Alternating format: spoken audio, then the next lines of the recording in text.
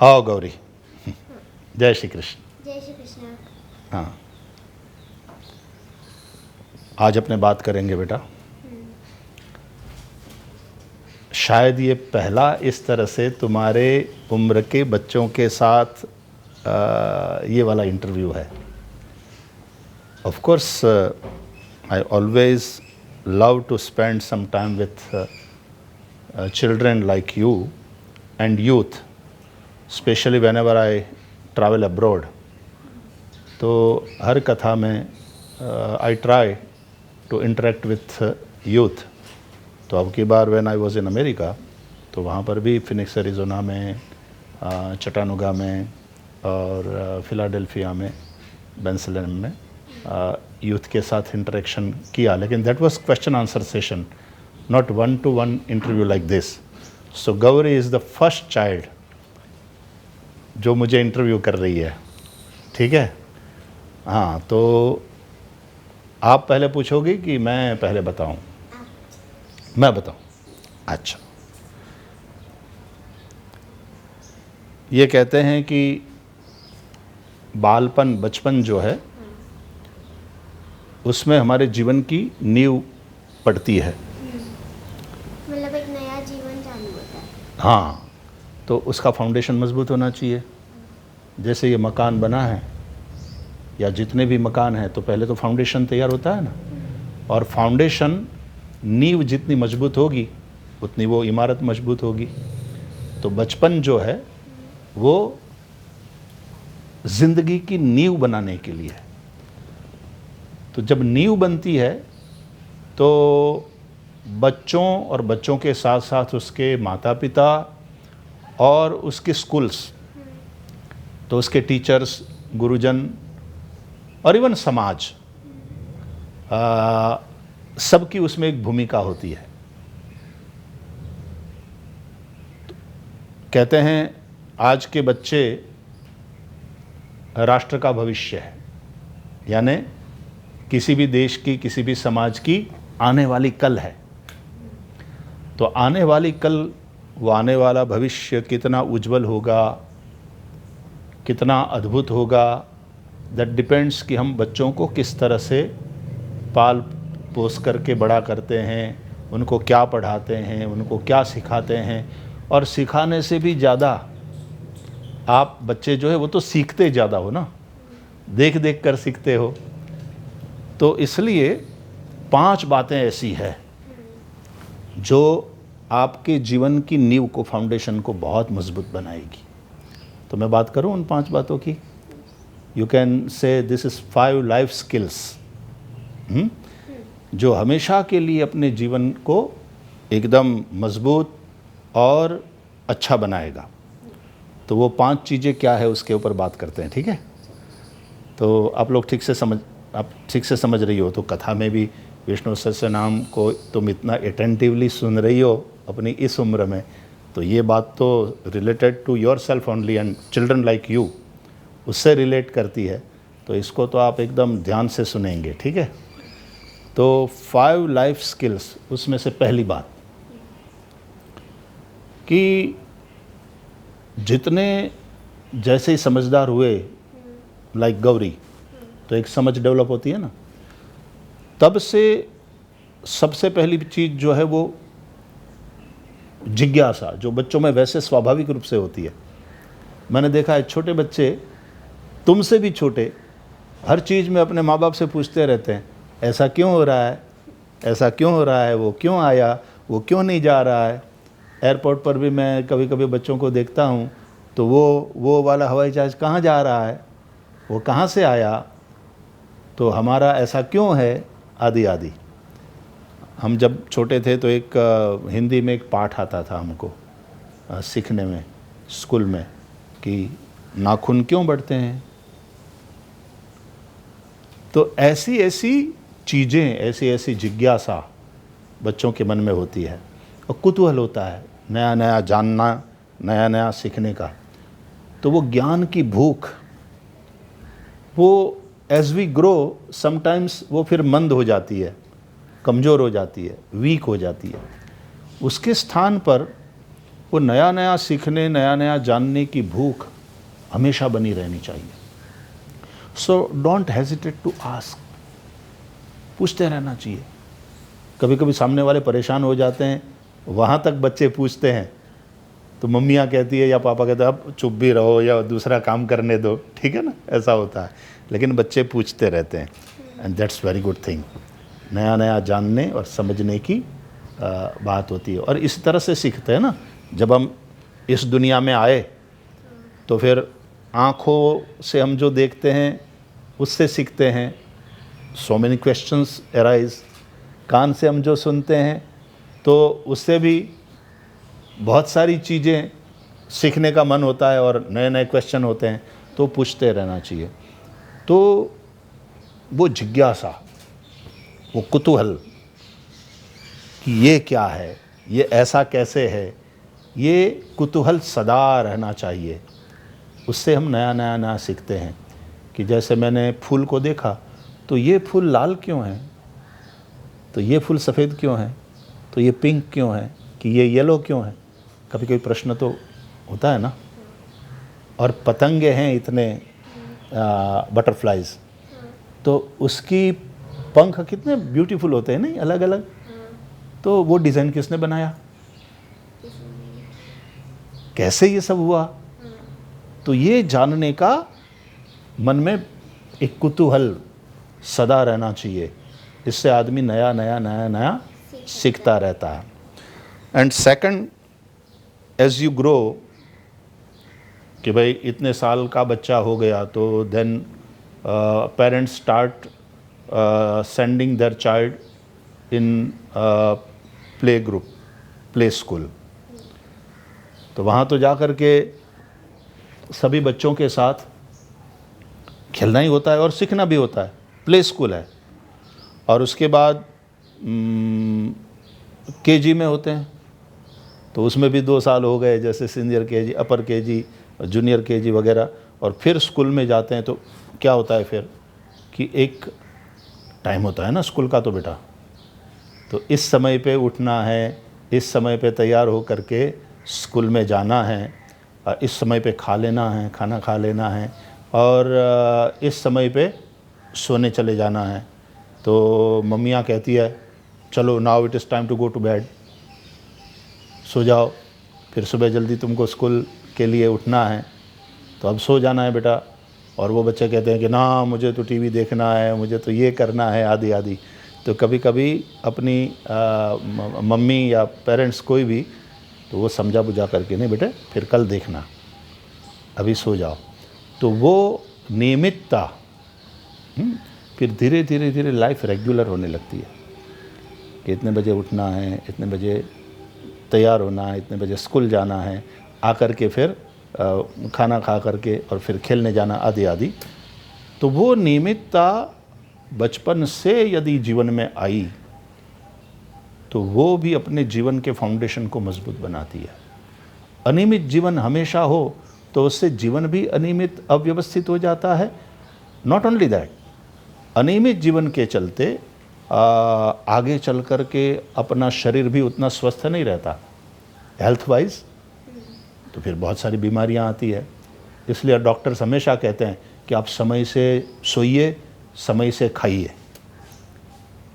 नियमितता की बात हुई ना, तो इसलिए स्कूल में जब हम जाते हैं तो अपने आप नियमितता आने लगती है कि इतने बजे। अच्छा 5 मिनट स्कूल में लेट हो गए तो आपकी टीचर क्या करती है, क्या कहते हैं? या तो स्कूल से वापस भेज देगी या तो डांटती है। डांटती है? क्या कहती है, कैसे लेट हो गए? हाँ, लेकिन पहले वो होता था, लेकिन अभी स्ट्रिक्टली बोल दिया अगर 12-20 के बाद तुम आए ना, वॉचमैन गेट बंद कर देगा और घर पे एंजॉय करो। हाँ, घर पे एंजॉय करो फिर। हाँ, if you want to study then take it seriously. हाँ, you have to be on time. तो इसलिए वो नियमितता वाले पार्ट शुरू हो गए ना, तो वो वाला हमारे जीवन में पूरे जीवन तक चलना चाहिए। अब जैसे यहाँ हम लोग सत्संग करते हैं तो इतने बजे शुरू होगा तो इतने बजे शुरू करना होता है ना, इतने बजे पूरा करना है, और फिर इतने बजे श्री हरि की आरती होती है। तो यहाँ जितने सभी ऋषि कुमार पढ़ते हैं तो सुबह 5:30 बजे उठ जाना है, फिर स्नान वगैरह करके फिर संध्या करना है, सुबह वाली प्रार्थना, और फिर इतने बजे दूध पीना है, फिर स्टडी करना है, इतने बजे खाना खाना है, आदि आदि सारी बातें। तो ये दूसरी बात आ जाती है कि जो हमारे जीवन को एक लय में ढालती है, एक रिदम बनती है जिंदगी की, ठीक है। संगीत बिना रिदम के सुर कितना ही बढ़िया हो, ठीक है, लेकिन रिदम ठीक ना हो तो वो संगीत में मज़ा नहीं आएगा, ठीक है ना। तो इस तरह से एक रिदम बनती है। तो नियमितता, ये दूसरी बात है। अब तीसरी लाइफ स्किल पे बात करूं, ठीक है, और वो थर्ड चीज़ है कि हम बड़ों का आदर करना सीखें। Always we should respect elders, our parents, our grand parents, our teachers, इन सब का आदर करना सीखें। Always we respect them. और आप बच्चे करते ही हैं। भगवान राम की कथा जब हम सुनते हैं ना, तो तुम्हारी उम्र के जब थे राम लक्ष्मण भरत शत्रुघ्न, तो तुलसीदास जी ने लिखा कि रोज़ सुबह उठ कर के राम लक्ष्मण भरत शत्रुघ्न क्या करते थे, तो बोले प्रातः काल उठी के रघुनाथा, मातु पिता गुरु ना वही माथा। रोज़ सुबह उठ कर के और तैयार होकर के माता पिता और गुरु को प्रणाम करते थे। और जब भी हम मिले सामने तो हमेशा हम प्रणाम करते हैं, जय श्री कृष्ण करते हैं, ठीक है ना। तो respect your elders, respect your teachers. तो उससे क्या फ़ायदा होता है कि उनका आशीर्वाद मिलता है और उनसे कुछ सीखने को मिलता है। संस्कृत में एक श्लोक है बेटा, वो कहता है कि अभिवादनशीलस्य नित्यं वृद्धोपसेविनः चत्वारि तस्य वर्धन्ते आयुर्विद्या यशो बलम। नित्य बड़ों का आदर करने से, और नॉट ओनली बड़ों का आदर करके जय श्री कृष्ण करके चल दिए, it's better we spend some time with them. Even घर पे भी हो और अपने यदि ग्रैंड पेरेंट्स है तो उनके साथ टाइम स्पेंड करना। और बच्चों को भी मज़ा आता है ग्रैंड पेरेंट्स के साथ टाइम स्पेंड करने में, और ग्रैंड पेरेंट्स को तो बहुत ही ज़्यादा मज़ा आता है अपने बच्चों के साथ टाइम स्पेंड करने में। और फिर वो कहानी सुनाते हैं, स्टोरीज़ कहते हैं, तो वो सुनने में भी बड़ा मज़ा आता है। और वो सिखाते भी हैं क्या करना चाहिए क्या नहीं करना चाहिए। तो it's a school at home, right. तो उसमें बड़ा मज़ा आता है।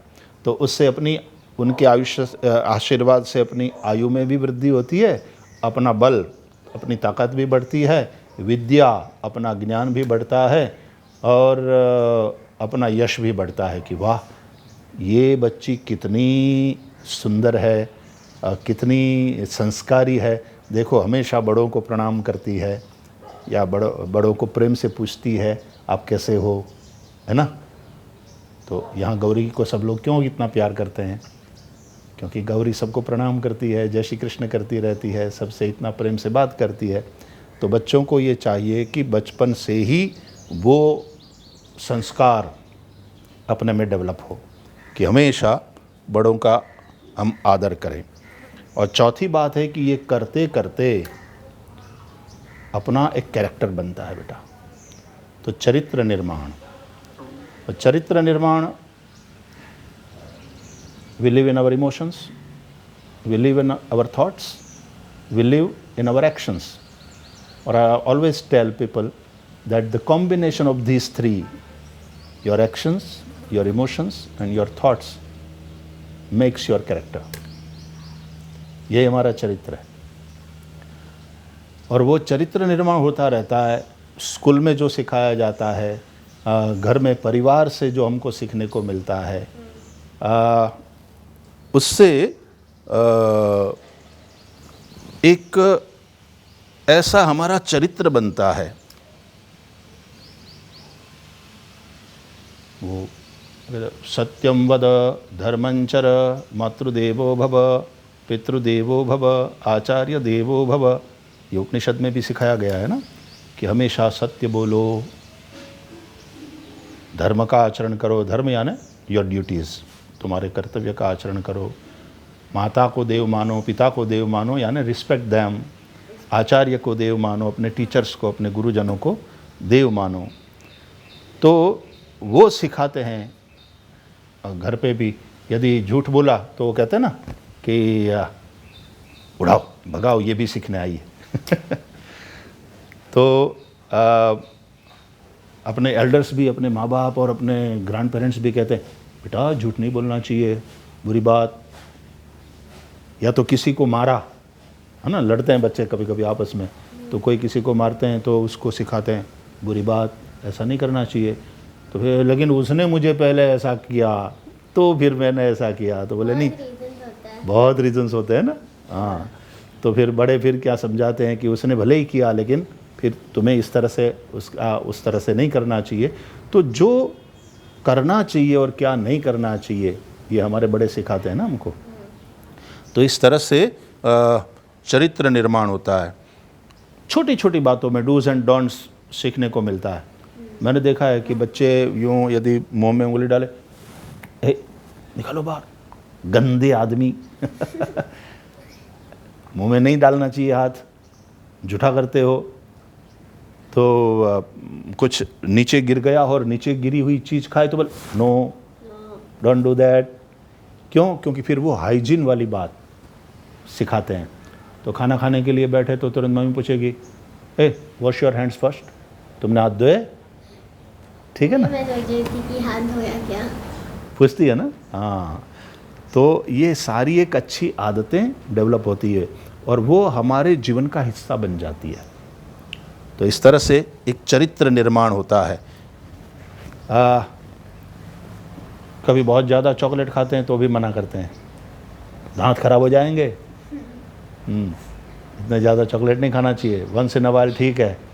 और व्यसनों से दूर रहना ये भी सिखाया जाता है बच्चों को।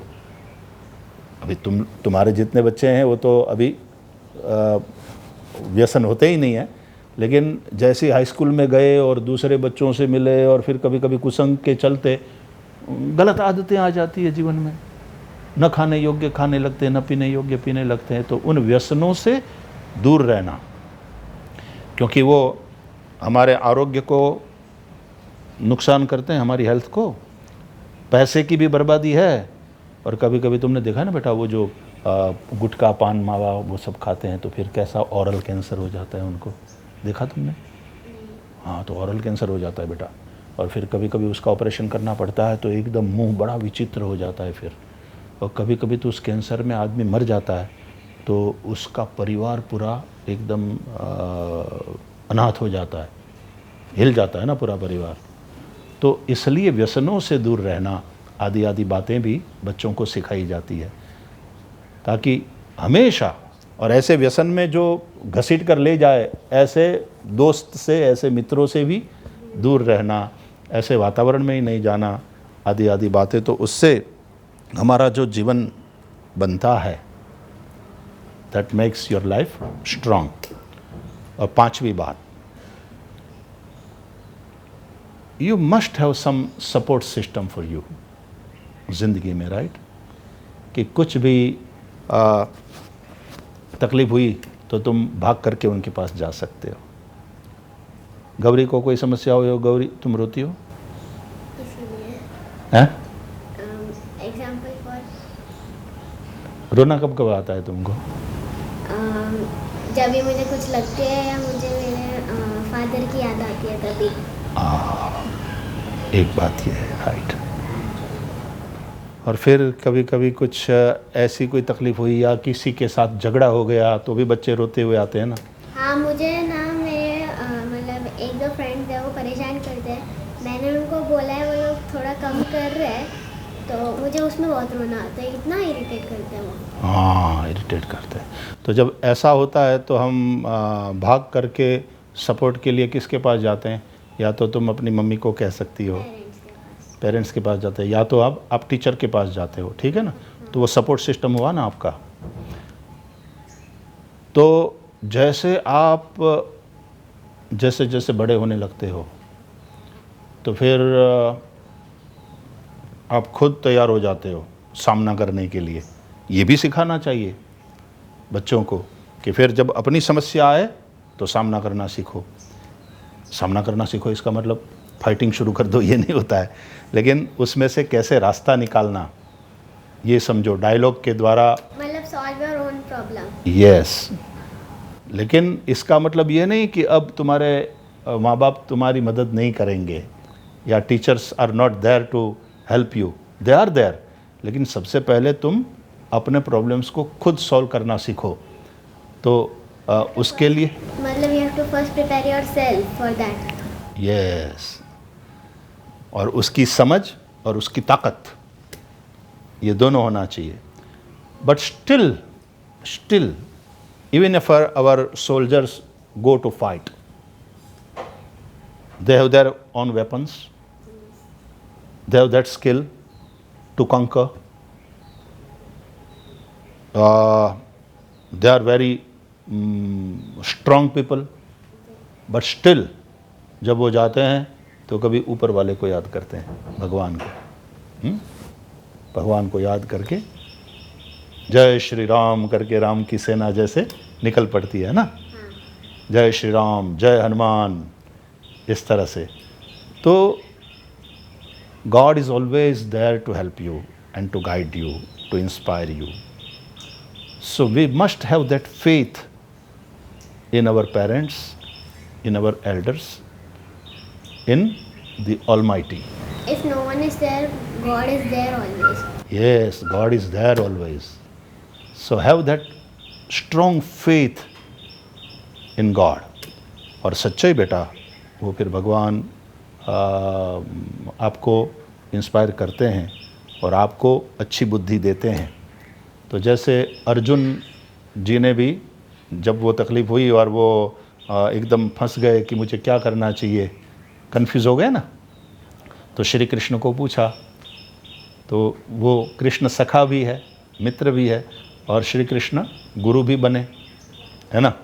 और भगवान तो है ही है श्री कृष्ण, तो भगवान हमारे सखा है, भगवान हमारे गुरु है, और भगवान is the strongest, no one else is that strong in this universe, right, then God. तो always have that faith in God. तो वो आपकी एक लाइफ सपोर्ट सिस्टम है। तो ये 5 बातें जब जीवन में होती है बेटा, तो आप हमेशा मजबूत रहोगे और अपने जीवन में सफल बनोगे। तो मुझे आपसे ये कहना था कि ये 5 बातें सबके जीवन में होनी चाहिए, और ख़ास करके बच्चों में और यूथ में ये 5 बातें होंगी तो उनका भी फ्यूचर, आने वाली कल, कमिंग टूमर अच्छा होएगा, और साथ साथ उसके परिवार का भी अच्छा होएगा, उसका अच्छा होएगा तो और उसके राष्ट्र का भी अच्छा होएगा। ये 5 बातें जीवन में है तो, राइट, ठीक। अब गौरी कुछ पूछना चाहती थी। हाँ, तो अभी मुझे पूछना है कि आप हमेशा वहाँ पे हरि मंदिर के जब निकलते हैं कोने में, आप वो ध्वजा को हमेशा क्यों प्रणाम करते हैं, उसे क्यों पूजा जाता है? हाँ, अपने श्री हरि की जब आरती हो जाती है, फिर स्तुति वगैरह करके भगवान को सबको प्रणाम करके और फिर अपने परिक्रमा लगाते हैं, ठीक है। तो परिक्रमा लगाते समय ऑलवेज हमारा जो राइट साइड है वो भगवान की ओर रहना चाहिए, इस तरह से क्लॉकवाइज परिक्रमा लगानी चाहिए। यूँ हाथ जोड़ते हुए मोस्टली हम परिक्रमा लगाते हैं। तो इसका मतलब है कि O Lord, you be the centre of my life. हाँ, भगवान को एकदम केंद्र में रखते हुए हम परिक्रमा लगाते हैं। तो जब परिक्रमा लगाते हैं तो आप भगवान से दूर नहीं जाते, भगवान के आसपास ही घूम रहे हैं।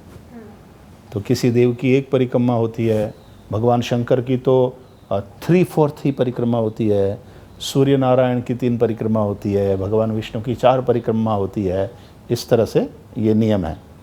और फिर सामने खड़ा होकर के मैं भगवान को भी प्रणाम करता हूँ और ध्वजा को भी प्रणाम करता हूँ। तो हरि मंदिर में ये something special is there. Mostly what happens, when you are in the temple, you cannot see the ध्वजा, क्योंकि आप मंदिर में हो। क्योंकि वो तो बाहर है और ऊपर है। हाँ, तो आप ध्वजा का दर्शन करना हो तो जब मंदिर के बाहर होते हो तो ही कर सकते हो। लेकिन अपने हरि मंदिर में ये स्पेशलिटी है कि आप मंदिर में हो और मंदिर के अंदर रह कर के ही ध्वजा का दर्शन कर सकते हो। जहाँ मैं खड़ा रहता हूँ वहाँ लिखा भी है ना, वो वहाँ साइन बनाई है कि यहाँ खड़े रहो तो आप भगवान का भी दर्शन कर सकते हो and at the same time आप ध्वजा का भी दर्शन कर सकते हो। तो ध्वजा का इतना ज़्यादा महत्व है बेटा कि कभी कभी if you are passing by this temple, you don't have time to go to the temple and have darshan, आप गाड़ी में ही जा रहे हो तो आप बाहर से मंदिर का दर्शन करके और मंदिर के शिखर का दर्शन करके और मंदिर की ध्वजा का आपने दर्शन कर लिया और ध्वजा को प्रणाम कर लिया तो मतलब आपका प्रणाम भगवान के पास पहुंच गया। इतना ज़्यादा महत्व ध्वजा का है। तो इसलिए ध्वजा दंड की भी पूजा होती है, ध्वजा की भी पूजा होती है। और अपने वैष्णव वो जो ध्वजा मनोरथ करते हैं ना, तो ध्वजा की पूजा होती है कायदे से और फिर ध्वजा चढ़ाया जाता है। तो मंदिरों में ध्वजा का बड़ा महत्व है। तो अपने मंदिर की, हरि मंदिर की ये विशेषता है कि मंदिर के अंदर से ही आप भगवान का भी दर्शन कर सकते हो, एट द सेम टाइम वहीं से आप ध्वजा का भी दर्शन कर सकते हो। दैट्स वाई आई आफ्टर परिक्रमा I stand in front of भगवान श्री हरि। भगवान श्री हरि को भी प्रणाम करता हूँ और ऊपर ध्वजा को भी प्रणाम कर लेता हूँ। वो ग्लास है ना, ग्लास है इसलिए, और इस तरह से बनाया गया है अंदर का गुंबज के, उस ग्लास के थ्रू आप शिखर का भी दर्शन कर सकते हो और शिखर वाली ध्वजा का भी दर्शन कर सकते हो। हाँ, और अब भाई श्री आप अच्छा बेटा आपको मैंने देखा कि at your age, how old you are? 8.5। What? 8.5? हाँ, अभी in August 3rd I am going to be 9। अच्छा, and you are sitting right in front of me and listening every single word very careful attentively. तुम्हारी उम्र के बच्चे तो तुरंत बेटा बाहर खेलने चले जाते हैं, और यहाँ देखो गौरी हमारी इस वक्त का जो विष्णु सहस्त्र नाम स्तोत्र वाला सत्र है उसकी मनोरथी है। शी हैज स्पॉन्सर्ड इट, तो यजमान बनी हुई है इस उम्र में। अब तक का जितना भी हुआ है उसमें सबसे यंगेस्ट मनोरथी गौरी है। चलो, कई माँ बाप इस तरह से नाम तो दे देते हैं बच्चों का, लेकिन फिर बच्चे इस उम्र में बैठते नहीं हैं, वो तो खेलने चले जाएंगे। लेकिन ये हमारी प्यारी लाली न केवल सामने बैठती है थ्रू आउट, लेकिन पूरा सुनती भी है। तो आपको समझ में आता है बेटा? आई थिंक आता है, इसलिए तो अभी जो इंटरव्यू हमारा शुरू हुआ उसके पहले भी तुमने उसी से संबंधित, कल जो सुना उससे संबंधित कुछ क्वेश्चन किए। तो क्वेश्चन आदमी तभी कर सकता है जब वो अटेंटिवली सुन रहा हो, जब वो कुछ अच्छे से सुनता है अटेंटिवली। हाँ, तो आपको और क्या क्या समझने की वो होती है? मतलब कुछ वर्ड्स ना विष्णु सहस्त्र नाम के मैंने ना अभी जो चालू है ना, जो कपिंद्र से चालू किया, वो थोड़े वर्ड्स, हाँ, कपिंद्र से चालू किया, ठीक है। वो थोड़े वर्ड्स ना मैंने घर पे उसके मतलब घर पे भी और यहाँ आके भी मीनिंग्स उसके लर्न किए। किससे? मतलब वो गूगल सर्च करती हूँ और फिर उस पर मिल जाता है, तो उस पर सर्च करती हूँ और पढ़ती हूँ, तो वो मीनिंग्स मिलता है मुझे इंग्लिश में। वाह, वेरी गुड। मैं क्या पूछने वाला था आपको? हाँ, आपने मुझे कुछ श्लोक भी सुनाए हैं। हाँ। तो मैंने ये सुना है कि आप रात में सोने से पहले विष्णु सहस्त्रनाम स्तोत्र सुनती हो। हाँ, मैं वो लगा के ही सोती हूँ। तो फिर बहुत सारा कुछ बाय हार्ट होने लगा आपको? मुझे मतलब होने लगा है धीरे धीरे। लेकिन आप वो भैरवाष्टक तो बोलती हो? जब भैरव जी को प्रणाम करने जाते हैं, एक श्लोक सुनाओ तो बेटा। एक ना? हाँ। धर्मसेतुपालकम् अधर्ममार्गनाशकं कर्मपाशमोचकं सुशर्मदायकं विभुं स्वर्णवर्णशेषपाशशोभिताङ्गमण्डलं काशिकापुराधिनाथ कालभैरवं भजे। हाँ, ये गौरी को पूरा का पूरा स्तोत्र याद है। हमारे इस उम्र के बच्चों का और इस ज़माने के बच्चों का ये भी है कि उनका ग्रास्पिंग पावर इतना ज़्यादा है कि कई बच्चों से मैंने कई श्लोक और कई स्तोत्र पूरे कंठस्थ सुने हैं। तो मैं गौरी से कहता था कि मैं जब तुम्हारी उम्र का था तो मुझे भी इतने श्लोक याद नहीं थे जितने तुमको याद है। तो हमारे बच्चे बहुत प्यारे हैं, आने वाला हमारा भविष्य बड़ा उज्जवल है। बस केवल उनको अच्छी तरह से परवरिश मिले, अच्छे संस्कार मिले। केवल उन्हें संपत्ति नहीं देना है, समय देना है और ये संस्कार देना है। तो ये बच्चे हमसे भी ज़्यादा ब्राइट हैं, तेजस्वी है, बहुत ज़्यादा आगे बढ़ेंगे। तो गौरी, मज़ा आया मुझे तुम्हारे साथ बात करने में। थैंक यू भाई। तो वैसे भी अपने तो बात करते रहेंगे, ठीक है। गौरी को जब जब जो भी पूछना है तो गौरी पूछती रहेगी, अपने बात करते रहेंगे बेटा। और मैं चाहता हूँ कि ऐसे गौरी जैसे बहुत बच्चे बात करना चाहते हैं और समय समय पर मैं उनके साथ इस तरह से बात करता रहूं। अभी तक के इंटरव्यूज़ में मुझे सबसे ज़्यादा आनंद आज आया गौरी के साथ इंटरव्यू में। So love you my child, love and bless you. जय श्री कृष्ण। जय श्री